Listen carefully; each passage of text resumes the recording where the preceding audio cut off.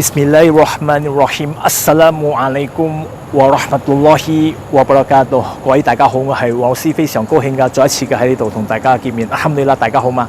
一切讚頌全歸於Allah。我作證萬物非主，唯有 Allah。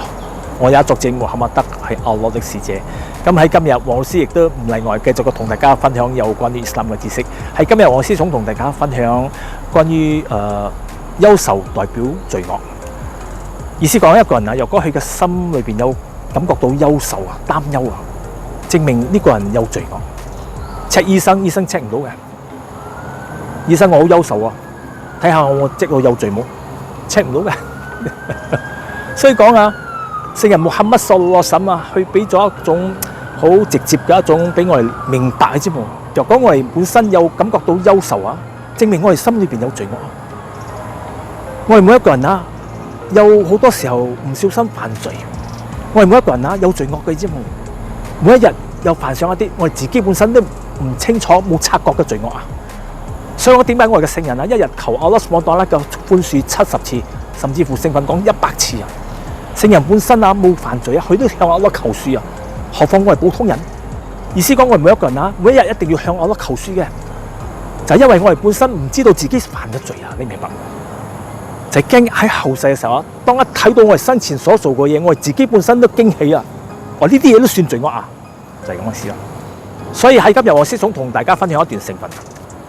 一位聖門弟子嘅名叫 Nawas bin Sam'an al-Ansari radhiyallahu anhu， 佢曾經有向先知穆罕默德sallallahu alaihi wasallam問一個問題。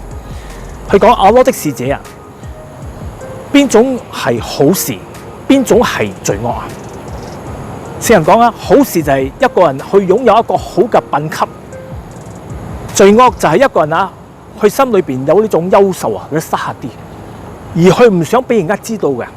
如果人家知道，佢好嬲嘅，啊呢種就係罪惡啊。所以一個人啊，若果佢有一個好嘅品行啊，意思講去做一切有令人受益嘅嘢，做一切阿拉斯旺當叫佢做嘅嘢，遠離阿拉所禁止嘅嘢，咁佢嘅心啊會得到呢種安寧啊。心靈上嘅安寧，反而一個人做惡事啊，冇人知道啊，佢心裏邊啊會感覺嗰種憂愁，佢一直嘅唔想俾人家知道。當人家一聞起嘅時候啊，佢就唔中意啦。呢種就代表嗰個人啊有呢個罪惡啦。